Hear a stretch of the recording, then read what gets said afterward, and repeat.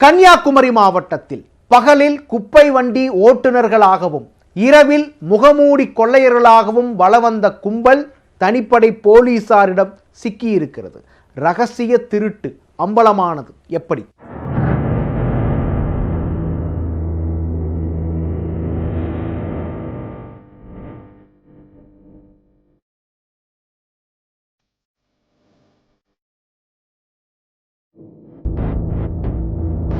பகலில் பொறுப்பாக நகரத்தை சுத்தம் செய்யும் இவர்கள்தான் இரவானால் கடைகளின் பூட்டை உடைத்து கல்லா பெட்டியை சுத்தம் செய்யும் கொள்ளையர்கள்.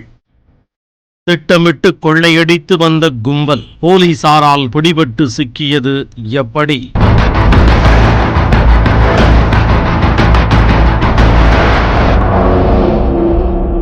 கன்னியாகுமரி மாவட்டம் 5 கிராமம் பகுதியில் கடந்த சில நாட்களுக்கு முன்பு அடுத்தடுத்து 2 கடைகளில் கொள்ளை சம்பவம் நடைபெற்றது. இது தொடர்பாக 5 கிராமம் போலீசார் வழக்கு பதிவு செய்து விசாரணை மேற்கொண்டு வந்தனர். கொள்ளையர்களை பிடிக்க தனிப்படை அமைக்கப்பட்டிருந்தது.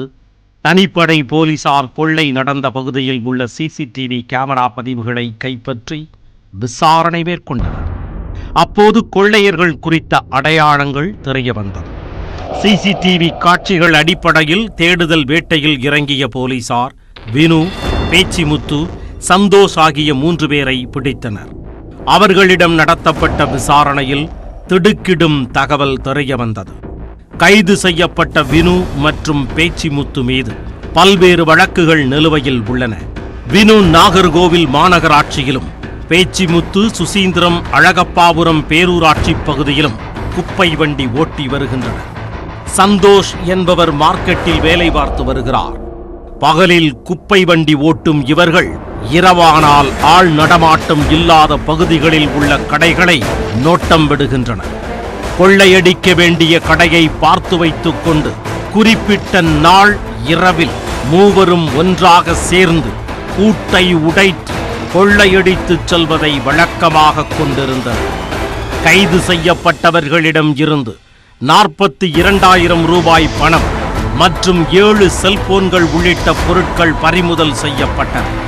வேறு ஏதாவது கொள்ளை வழக்கில் இவர்களுக்கு தொடர்பு உண்டா என்ற கோணத்திலும் போலீசார் விசாரித்து வருகின்றனர்.